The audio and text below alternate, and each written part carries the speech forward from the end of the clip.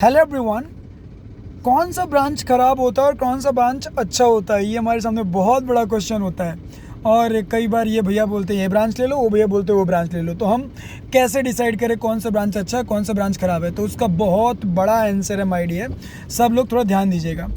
मेरे IIT BHU में मैं स्टूडेंट था जब, वहाँ पे मेरे एक सीनियर थे जो कि कंप्यूटर साइंस ब्रांच से थे और वो IDD थे, मतलब BTech प्लस MTech दोनों जो होता है, IDD डुअल कोर्स, ठीक है।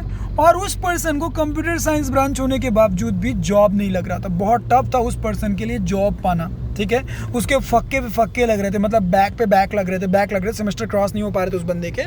और वो बंदे के लिए बहुत टफ था जॉब पाना। इवन वो 4 लाख की जॉब के लिए वो पर्सन बहुत ज़्यादा जद्दोजहद मार रहा था, ठीक है। और वहीं पे सो कॉल्ड लोअर ब्रांच, जिनको लोग मार्केट में खराब ब्रांचेस बोलते हैं, for example ceramics, metallurgy, mining, ठीक है ना, इन सब ब्रांचों से मैंने 40-40 लाख, 45-45 लाख के पैकेज उठाने वाले बंदों को भी मैंने देखा है, ठीक है।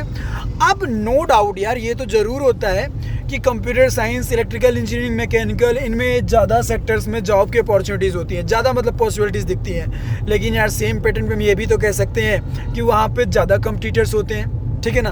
अरे भाई, मैक्सिमम लोग जो होते हैं वो बीटेक करना चाहते हैं मैकेनिकल से या फिर सिविल इंजीनियरिंग से या फिर इलेक्ट्रिकल से या फिर CSE से। तो उसी पैटर्न में जैसे अपॉर्चुनिटीज़, सेम पैटर्न में नंबर ऑफ कंप्यूटर भी ज़्यादा है, ठीक है ना। और जैसे आप उन लोअर ब्रांचेस की बात करेंगे, जैसे उनमें अपॉर्चुनिटीज़ आपको मार्केट में थोड़ा कम दिखती हैं, एक्चुअली होती नहीं है, कम दिखती हैं, उनको सर्च करना पड़ता है, डिग करना पड़ता है, लेकिन वो उसमें भी बहुत सारी अपॉर्चुनिटीज़ होती हैं, ठीक है। तो उसी पैटर्न में वहाँ पे कम नंबर ऑफ पर्सन्स भी होते हैं, कम नंबर ऑफ कंप्यूटर्स भी होते हैं, ठीक है ना। यदि मान लो किसी एक जनरल कॉलेज की कंप्यूटर साइंस ब्रांच की बात करें, तो यदि वहाँ पे 120 का सीट है, तो भैया माइनिंग इंजीनियरिंग या फिर मेटलर्जी में या फिर हो सकता है सेरामिक्स में 30, 40, 50 या 60 का सीट्स हो, मतलब 60 सीट ही हो।